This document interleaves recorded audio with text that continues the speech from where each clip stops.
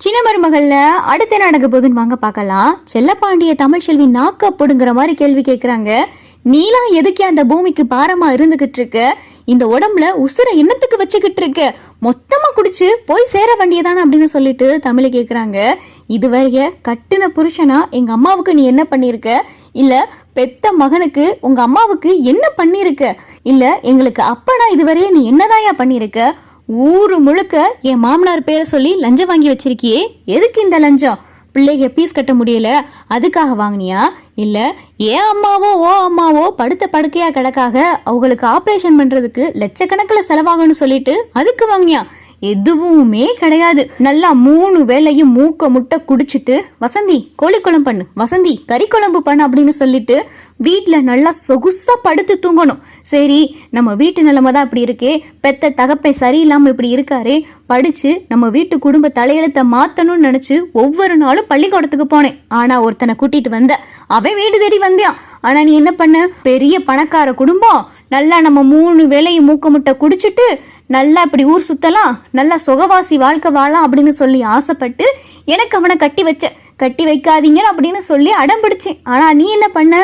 சீமெண்ணைய மேல ஊத்தி கொளுத்துக்கிறவன்னு சொல்லி என்னைய கட்டாயப்படுத்தி அவனை கட்டி வச்சில. ஆனா நான் அங்கே போய் சந்தோஷமா இருந்தேன்னா அதுவும் கிடையாது. நீங்க சொன்ன பொய்க்கு எல்லாத்துக்கும் நான் துணை போய்கிட்டு இருந்தேன். கடைசியில கட்டுன புருஷன் என்னையவே பார்த்து எம்பிட்டு ஒரு வார்த்தையை கேட்டுட்டேன். பார்த்தேல, எவன் கூடயும் நான் இருந்து இந்த குழந்தைய வாங்கிட்டு வந்திருக்கேனா? தேவையா அதெல்லாம் எனக்கு? சொல்லு, நீ இப்படி பண்ணிக்கிட்டு இருக்கியே, இதெல்லாம் சரியா? நீ எல்லாம் எதுக்கே உசுரோட இருக்க அப்படின்னு சொல்லிட்டு தமிழ்ச்செல்வி கேட்குறாங்க. உன்னையெல்லாம் பெத்த அப்பன்னு சொல்லிக்கிறதுக்கு எனக்கு அசிங்கமா இருக்கு அப்படின்னு சொல்லிட்டு காரிக்கிட்டு தமிழ்ச்செல்வி துப்பவும் இங்கே செல்லப்பாண்டிக்கு பார்த்தா பயங்கரமா அதிர்ச்சி ஆயிடுது. வசந்தியும் செல்லப்பாண்டி அம்மாவும் தமிழ்ச்செல்வியே பார்த்துக்கிட்டு இருக்காங்க. அப்பதான் தமிழ்ச்செல்வி, போதும், இனிமேல் என் வாழ்க்கையில அப்பனும் கிடையாது புருஷனும் கிடையாது. ஒரு பொண்ணுக்கு 2 உறவு சரியா இருக்கணும்னு சொல்லுவாங்க. ஆனா எனக்கு அந்த 2 உறவுமே சரியா இல்லை. இனிமேல் நீ எனக்கு அப்பனும் கிடையாது, நான் உனக்கு மகளும் கிடையாது. ஏன் வாழ்க்கைய நானே பாத்துக்கிறேன் அப்படின்னு சொல்லிட்டு தமிழ் சொல்லையில, என்னடி பேசிக்கிட்டு இருக்க?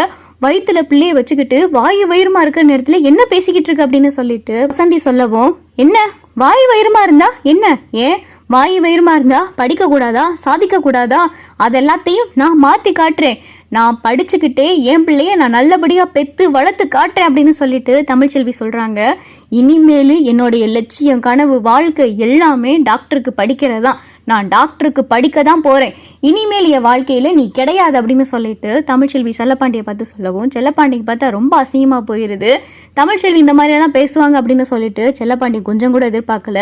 நீ இனிமேல் தமிழ்ச்செல்வி அப்படின்னு சொல்லிட்டு என் பேரை உன் வாயால நீ சொல்லவே கூடாது. உனக்கும் எனக்கும் இந்த நிமிஷத்துல இருந்து எந்த ஒட்டு உறவும் கிடையாது அப்படின்னு சொல்லிட்டு தமிழ்ச்செல்வி சொல்லவும், செல்லப்பாண்டி பார்த்துக்கிட்டே நிக்கிறாரு.